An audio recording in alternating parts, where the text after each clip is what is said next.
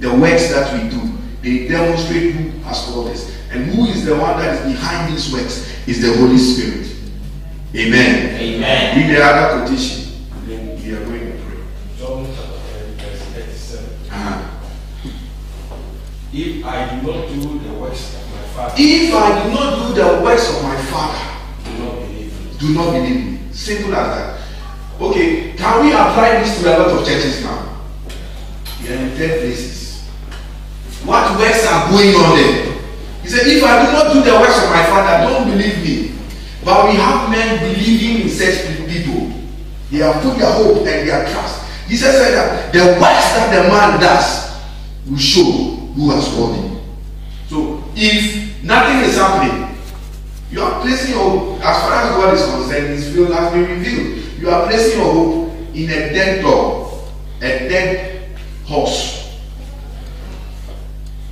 He said, if I do not do the works of my Father, believe me not. That's a very strong statement.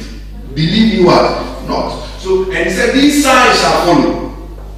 Are you seeing that? So if the signs are not following, and yet you are putting your hope and believing it, then it doesn't come from God's word. It comes from human tradition. It comes from what? Human tradition. It comes from strongholds, satanic strongholds. Things that are meant to hold you down in life. That is what is now going to hold you down. And God can't do anything about it until these strongholds are demolished. So strongholds are also what? Ways of thinking. Amen. Amen. Do you know that even that we are saying about this, somebody will come and I'm going to show you about blasphemy. Next Sunday I'm going to be teaching about that. Blasphemy. One of the things that this is a strong statement Jesus made. Now, the works, he said, if I do not do the works of the Father, don't believe me. If I have been called, whether I call myself apostle, archbishop, reverend minister, prophet, reverend doctor, that is what man wants to hear. Where did he go to school? You want to know. Okay, you have all the titles. I have seen a lot of them like that. Big titles. You see them big bellies. And when they are coming to preach, they have to take medication. Why? I have diabetes, so I have to take it. And on the pulpit, they are supposed to be running. You see them, you can see this man is a sick man. And he's there talking. And he said, oh, Presby, I'm calling to Presbyterian church. Oh, that's my church. You are there. The man's talking nonsense. Nothing to show. Why don't you take God's word? He said, these signs shall follow. Nothing is following this man. He doesn't even believe in tongues. You say, this is my father said we don't want to go to churches where I am older than this. You have to be careful. These Africans, you have to be careful. It's all beautiful.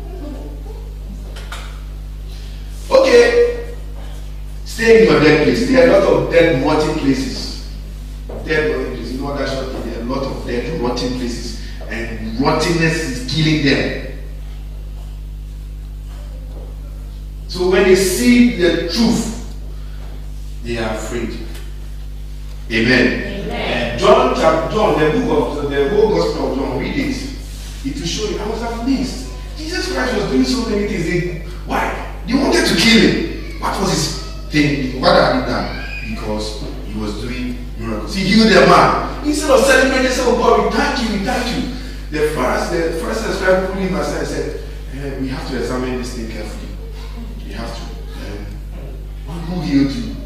He said, Jesus. He opened my eyes. He said, Jesus. By what power did he do it? He said, no, they didn't believe it. He said, let's call his parents. His parents came.